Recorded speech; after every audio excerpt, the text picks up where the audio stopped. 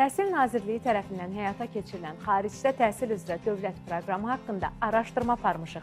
Bu proqramın üstünlükləri, həmçinin ixtisas seçimi və bir də müraciət forması haqqında geniş məlumat almaq istəyirsinizsə, yaxşısı budur, diqqətiniz bizdə olsun. Dövlət proqramı ilə xaricdə təhsil hüququ nədir? Bakalavr, magistr və doktorluq üzrə müraciətlər neçə faizdir? Əsasən hansı ixtisaslara yönəlmək lazımdır? Hansı ixtisaslarda təhsil almaq tələbənin boş zaman itkisi hesab olunmur? Diplomu heç bir işə yaramayan universitetlər hansılardır? Dolandırıcı xaricdə təhsil şirkətlərini necə tapmaq olar? Məşhur qonağımız xaricdə təhsilin hansı faydalarından yararlanıb? Mövzumuzla bağlı bütün maraqlı suallara cavab az sonra yaxşısı budur da. Ölkəmizdə 2025-2026-cı tədris ili üzrə gənclərin xarici ölkələrin nüfuzlu ali təhsil müəssisələrində təhsil almalarına dair dövlət proqramımız var. Dövlət proqramı 2022-ci ildən etibarən Cənab Prezidentin sərəncamı ilə təsdiq olunmuşdur və 2022-28-ci illəri əhatə edəcək dövlət proqramına hər il 500-ədək gəncin seçilməsi nəzərdə tutulur və 3 təhsil səviyyəsi üzrə proqrama qəbul həyata keçirilir. Bu, bakalavriat, magistratura və doktorantura təhsil səviyyəsi olmaqla həyata keçirilir. Bildiririk ki, hazırda dövlət proqramına 2025-26-cı tədris ili üzrə qəbul açıqdır və bu nə deməkdir? Bu, bizim potensial namizədlərin xaricdə dünyanın nüfuzlu ali təhsil müəssisələrində təhsil almaq istəyən namizədlərimiz üçün bir imkandır ki, onlar sənədlərini elektron qaydada təqdim eləsinlər. Bu ilki qəbulumuz 10 aprel tarixindən etibarən açıq elan olunmuşdur və 15 iyun tarixinə qədər sənəd qəbulu davam edir. It's about advantages and disadvantages. Please. İlk olaraq xaricdə təhsil deyəndə yeni yerləri kəşf, yeni insanlarla tanışlıq, həmçinin mədəniyyətimizi inkişaf etdirmək ağlımıza gəlir. Onu dövlət proqramı ilə həyata keçirmək isə xüsusi üstünlükdür. Dövlət proqramı ilə xaricdə təhsil ölkəmizin sosial-iqtisadi inkişafına töhfə verəcək gənc mütəxəssislərin hazırlanmasında mühüm rol oynayır. Xarici ölkələrin nüfuzlu universitetlərində təhsil almış peşəkarların ölkəmizə qayıdaraq fəaliyyət göstərməsi isə əsas prioritetdir. Dövlət tərəfindən Azərbaycan vətəndaşlarının xarici ölkə universitetlərində, yəni nüfuzlu universitetdə təhsil almalarına müvafiq dövrlər ərzində imkan yaradılıb. Biz 2022-ci ilə qədərki dövrlərdə qəbul etdiyimiz proqramlarda bəzi qərarlar almaqla bağlı düşünürəm ki, naşlığa yol verdik. Bu naşlıq ondan ibarət idi ki, vətəndaşlarımız dövlət büdcəsi hesabından xarici təhsil alırdılar və həmin şəxslər ölkə geri dönmürdülər. Həmin ölkələrdə qalıb fəaliyyət göstərirdilər, böyük əksəriyyəti.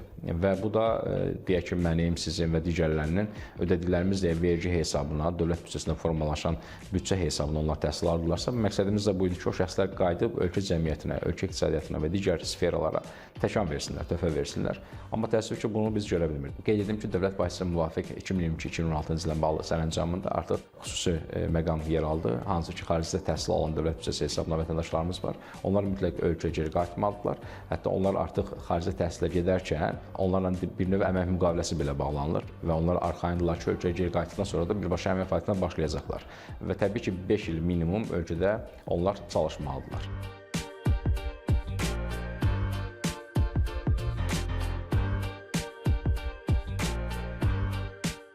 Təbii ki, üstünlüklərdən danışsaq, dövlət proqram məzunlarının ən böyük üstünlüyü ondan ibarət ki, onlar proqramı uğurla başa vurduqdan sonra onlarla bağlanmış iki tərəfli müqavilənin şərtinə uyğun olaraq ölkəmizə geri qayıdaraq 5 il işləmə öhdəliyi alırlar və bu 5 il işləməklə yanaşı isə ən vacib məqamı qeyd edərdim ki, onlar dövlət qulluğuna aid olan müsahibədən azad olaraq birbaşa dövlət qulluqçusu statusu əldə edirlər. Bu da bizim dövlət proqram iştirakçıları üçün yaradılmış yaxşı bir imkandır ki, onlar bu prosesi keçmədən birbaşa dövlət qulluqçusu adı əldə etmiş olurlar. Tamaşaçılarımızı maraqlandıran əsas məqamlardan biri də dövlət proqramı ilə xaricdə təhsil almaq üçün müraciət qaydalarını bilməkdir. İlk növbədə xarici ölkə universitetlərinə dünyanın ən azı ilk 500-də yer alan reyting sıralamasında bu QS reytinq ola bilər, Şanxay reytinq ola bilər və s. Bu reytinqlərdə yer alan universitetlərə müraciət göndərirlər.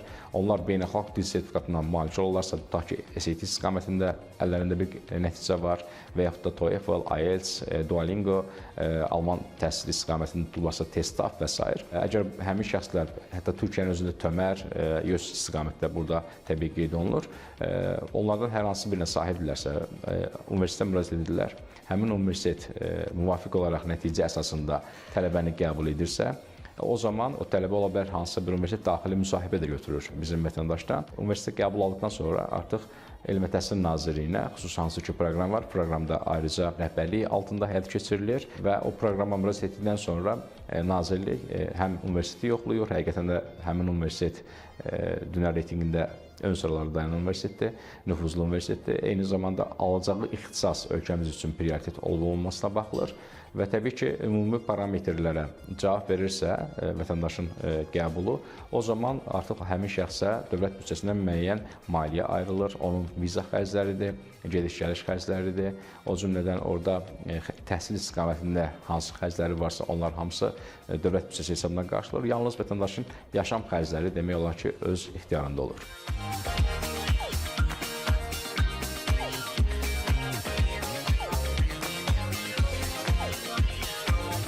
Qeyd edeyim ki, dövlət proqramına hər il qəbul açıq elan olur. Semestr başlamazdan 6 ay öncə universitet ixtisaslarının siyasi ictimaiyyəti açıqlanır. Gənclərimiz universitetlərin siyahısına əsasən universitet seçimi əldə edirlər və qəbul sənədi əldə edirlər və müvafiq seçim qaydalarında yer alan hər 3 təhsil səviyyəsi üzrə tələb olunan sənədləri toplayırlar. Elektron qaydada dp.edu.az səhifəsində də bu barədə məlumat var. Amma portal.edu.az səhifəsi üzərindən şəxsi kabinet yaradaraq sənədlərini təqdim edirlər. Sənədlərini uğurla təqdim edən namizədlər təbii ki, ola bilər hansısa bir sənədlərdə çatışmazlıq olsun və yaxud müvafiq tələblərə uyğun şəkildə təqdim olunmasın. Belə olduğu halda tələbələrə geri sənəd qaytarılmaqla imkan yaradılır ki, onlar sənədlərini uğurlu şəkildə təqdim eləsinlər. İlkin mərhələ sənədlərin düzgün təqdim olunma mərhələsi, növbəti mərhələ müsahibə mərhələsidir. Hər bir dövlət proqramına müraciət edən namizədlə 3 ekspertin iştirakı ilə 20 dəqiqəlik müsahibə keçirilir. Müsahibədə əsasən 3 istiqamət üzrə dəyərləndirmə həyata keçirilir.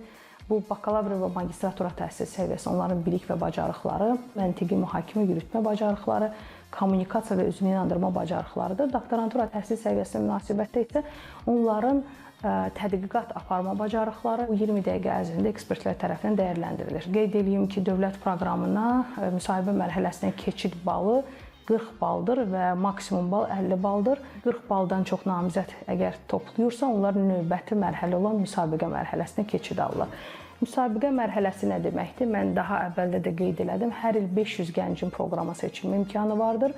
Bundan 20%-dən çox olmayan hissəsi doktorantura təhsil səviyyəsinin, 25%-dən çox olmayan hissəsi isə bakalavriat təhsil səviyyəsinin və digər qalan hissə isə magistratura təhsil səviyyəsinin payına düşür. Hətta attestatla xaricdə təhsil ala bilərsən lozungu ilə özlərini reklam edən bir çox özəl təhsil müəssisələri mövcuddur. Bəs gəlin görək, onlara müraciət etmək nə dərəcədə doğrudur? Attestatla qəbul, düzdür, hal-hazırda baxsaq biz xarici ölkə vətəndaşlarına öz ölkəmizdə də attestatla qəbuluna bəzi hallarda imkan yaradırıq. Bu, universitetlərin ixtiyarında olan məsələdir. Bizim ölkə vətəndaşlarının xaricə çıxışda attestatdan istifadə etmələri əsasən məhz həmin o xarici təhsil şirkətlərinin öhdəliyində olan məsələdir, ixtiyarında olan məsələdir. Bunun üçün vətəndaşlar həmin şirkətlərlə müraciət edirlər və o şirkətlər isə demək olar ki, qeyri-qanuni bir qəbul alırlar. Biz bunu leqal qəbul hesab etmirik. Yalnız istisna hallarda ola bilər ki, həqiqətən də vətəndaş hansısa bir şirkətə müraciət edir və xarici təhsil alıb, əyani təhsildir və onun diplomunun tanınmasına bağlı elə də ciddi problemlər yaranmır. Amma əsasən qiyabi təhsil və yaxud da onlayn təhsil xaricdə bu istiqamətlər üzrə, bu şöbələrdə təhsil alınıbsa, təbii ki, həmin vətəndaşların diplomlarının tanınması ilə bağlı ciddi problemlər yaranır.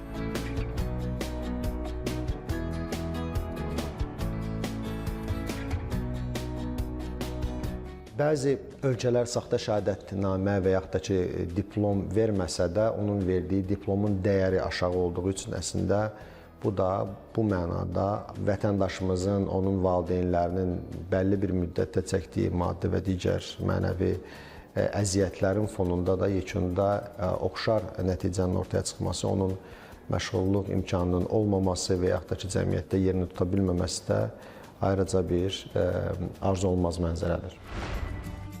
Fake universitetlər, fake diplomlar, fake müəssisələrə aldanmamağın bir yolu var. Bunun üçün Nəzərə çatdırıram ki, Elmi Təhsil Nazirliyinin tabeliyində fəaliyyət göstərən Təhsil Keyfiyyət Təminat Agentliyi tərəfindən müvafiq olaraq onlara məxsus saytda hansı ölkələrin diplomları tanınmırsa, hansı universitetlərin ümumiyyətlə diplomları tanınmırsa, bu haqda informasiya dərc olunub. Yəni vətəndaşlarımız həmin sayta daxil olmaqla tekita.az saytıdır. Məsələn, o sayta daxil olub müvafiq informasiyalar oradan əldə edə bilərlər.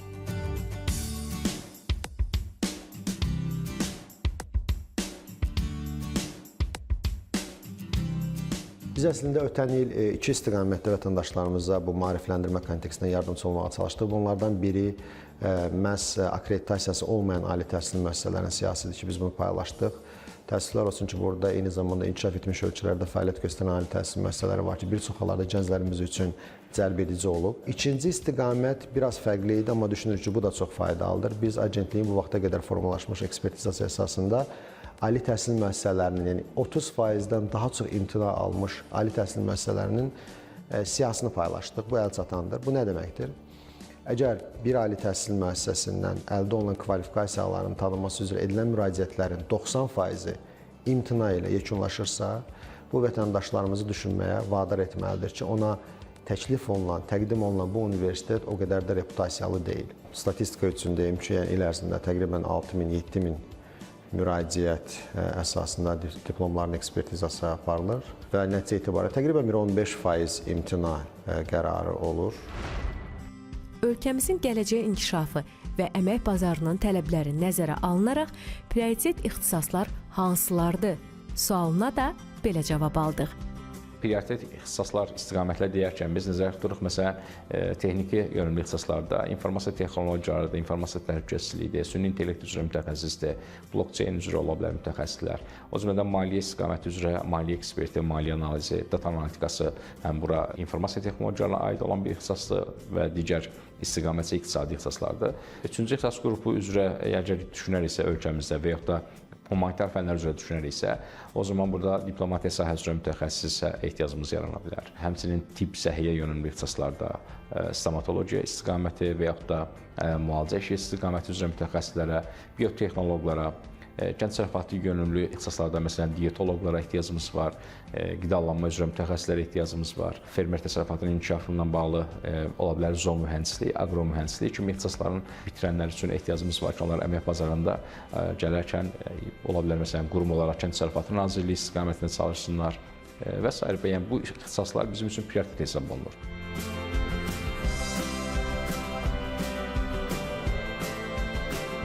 İlk üçlükdə deyərdim yer alır informasiya texnologiyaları, mühəndislik, maliyyə. Əgər biz bunu 5-ə qaldırırıqsa, dövlət idarə etməsi, iqtisadiyyat və bununla yanaşı əslində digər ixtisas istiqamətləri üzrə də müraciətlər mövcuddur. Digər ixtisas istiqamətlər dediyimiz, vurğuladığımız kənd təsərrüfatı, arxitektura və dizayn var, təhsil ixtisas istiqaməti var, statistika və verilənlərin təhlili və digər ixtisas istiqamətləri var ki, demək olar ki, 15 prioritet ixtisas istiqaməti üzrə bütün ixtisas istiqamətləri üzrə müraciət mövcuddur.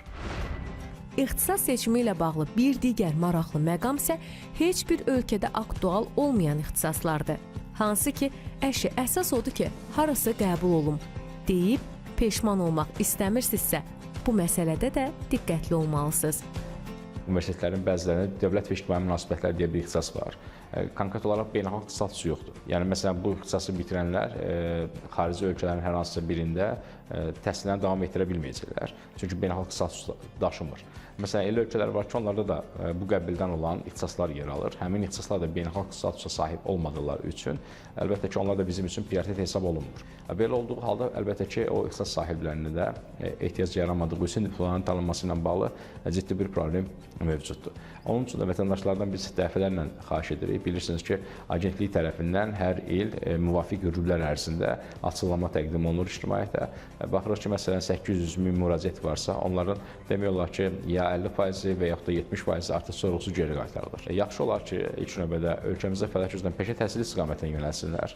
əgər peşə təhsili istiqamətinə yönəlirlərsə, onların hətta gələcəkdə bizim ölkəmizin ali təhsil müəssisələrində təhsil almaq imkanı da var. Bilirsiniz ki, yüksək texniki ixtisaslar var ki, həmin ixtisasları bitirənlərə subbakalavr dərəcəsi verilir və onlar Nazirlər Kabinetinin müvafiq qərarı əsasında ali təhsil müəssisələrinin müsabiqəsinə imtahan vermədən qatılırlar.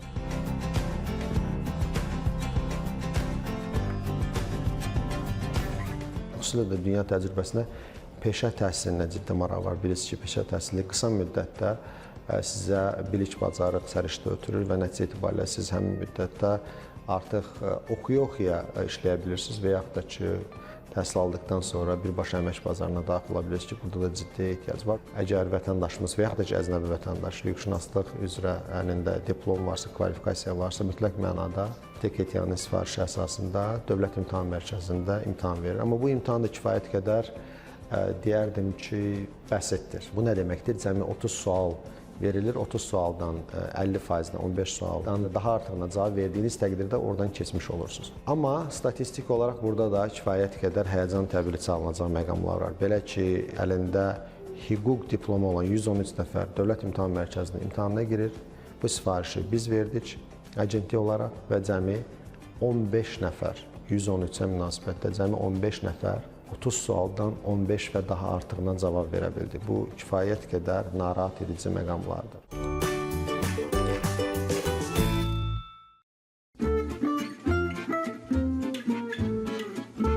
Yaxşısı budur. İşimiz həyatda bilməli olduğumuz vacib məqamlara aydınlıq gətirməkdir. UNESCO-nun məlumatına görə hazırda dünyada 6 milyondan artıq tələbə başqa ölkələrdə təhsil alır. Bu rəqəm hər il artır, çünki beynəlxalq təhsil qloballaşmanın vacib hissəsinə çevrilib. Qeyd edək ki, ən çox beynəlxalq tələbə qəbul edən ölkə Amerika Birləşmiş Ştatlarıdır. Orada 1 milyondan çox beynəlxalq tələbə təhsil alır. Çin hökuməti xarici tələbələr üçün yüzlərlə təqaüd təqdim edir. Buna görə də 2010-cu ildən bu yana Çində təhsil alan əcnəbi tələbələrin sayı 3 dəfəyə yaxın artıb.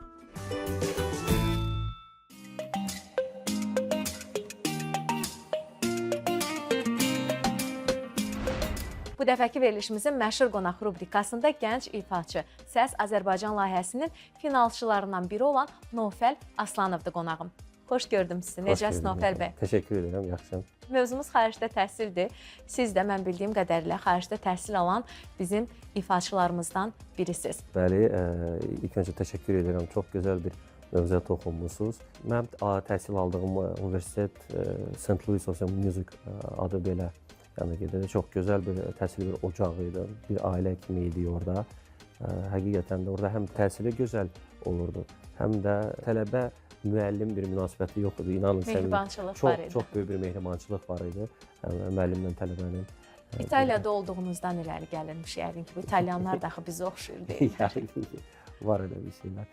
Və mən orada təhsil aldığım bir müddətdə İstanbulda keçirilən türk dilli ölkələr arasında festival keçirildi. Mən orada da iştirak etmisiniz? Orada da iştirak edirdim və orada ən yaxşı vokalist adına layiq görüldüm və Grand Prix-yə layiq görüldüm. Möhtəşəm. Uğurlarınız bol olsun. Təşəkkür edirəm və elə üzümüzə gələn həftə mən Qazaxıstanın Türkistan şəhərinə yollanıram və Azərbaycanı orada təmsil edəcəm. 30-dan çox ölkə deyirlər orada olacaq və mən ümid edirəm, inanıram ki, Azərbaycan musiqisinin, Azərbaycan mədəniyyətinin ən yüksək pilləsinə daşıyacaq inşallah. Ümumilikdə təhsillə biz köklənsək, mən deməzdim ki, Azərbaycanda ümumi musiqi belə deyək də camiəsindən söhbətə açıram mən. İstər o vokal müəllimləri olsun, istər fortepiano ifaçıları olsun, bir o qədər də geri qalmır. Sadəcə olaraq mən nəyə görə özüm İtaliyanı seçdim? Mən klassik vokal üslubda oxuyan bir ifaçıyam və İtaliyada həmin ölkələr sırasında birinci yerdə demək olar ki, sıralardadır. İtaliyada, Avstriyada, yəni bu ölkələr, yəni klassik musiqinin belə deyək də atasıdır, ocağıdır belə deyək.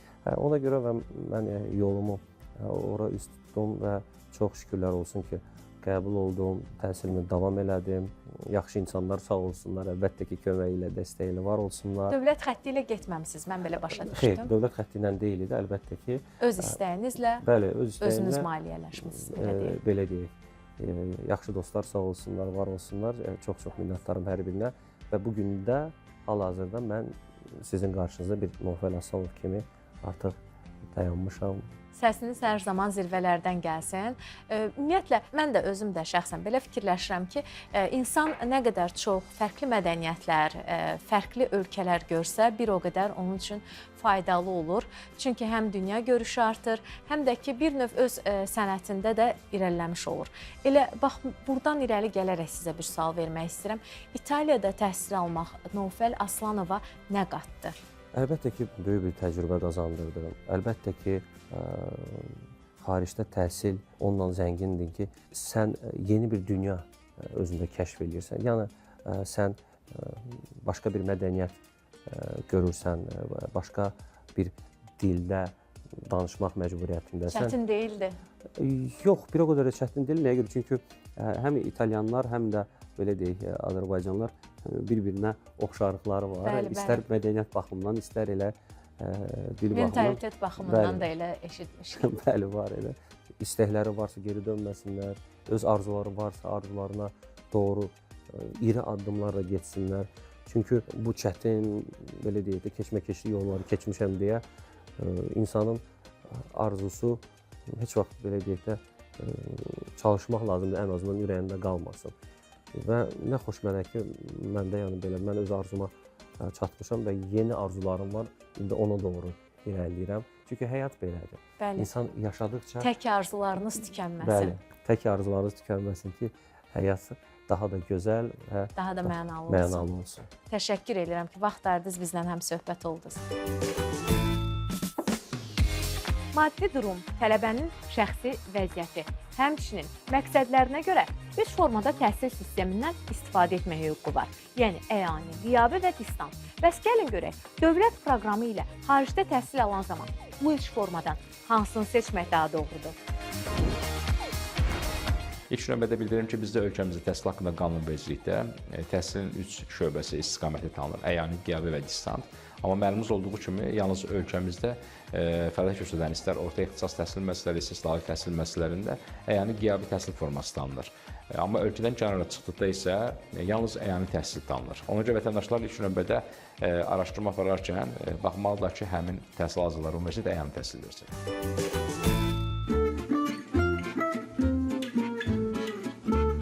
Yaxşısı budur. İşimiz həyatda bilməli olduğumuz vacib məqamlara aydınlıq gətirməkdir. Araşdırmalara görə xaricdə təhsil alan şəxslərin iş tapmaq ehtimalı və maaşı daha yüksək olur. Çünki çoxmədəniyyətli mühitdə təhsil alanlar daha çevik və adaptiv olurlar. Buna rəğmən unutmayın, dünyada 25 mindən çox universitet var. Bunlardan isə yalnız təxminən 1000-i beynəlxalq reytinqlərdə yüksək yer tutur. Buna görə xaricdə təhsil seçərkən universitetin reytinqinə və proqram keyfiyyətinə diqqət etmək çox vacibdir.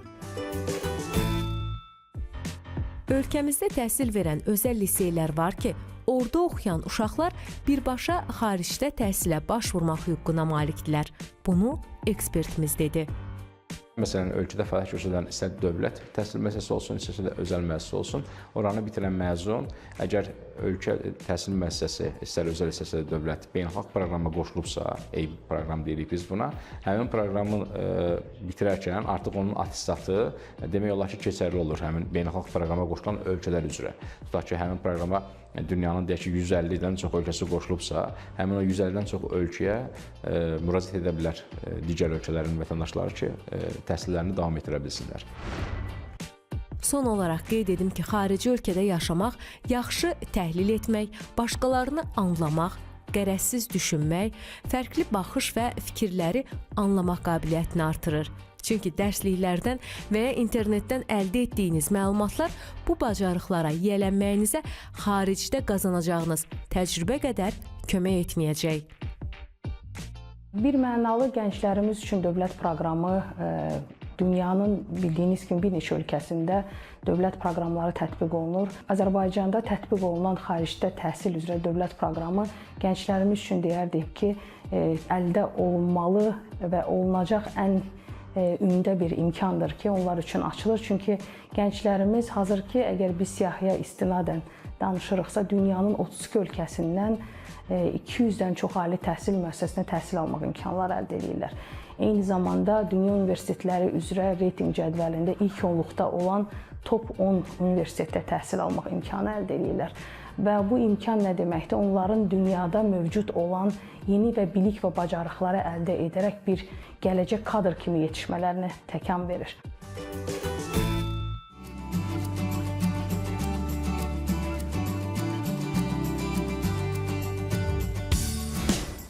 Əziz tamaşaçılar, məncə hansı ölkədə oxumağınızdan asılı olmayaraq təhsil aldığınız müddəti yaxşı dəyərləndirməlisiniz. Çünki təhsil müddətində əldə etdiyiniz təcrübə sizi arzuladığınız yüksək pillələrə qaldıracaq. Gələn həftə yeni araşdırmamızla evinizin qonağı olmaq diləyi ilə. Hələlik!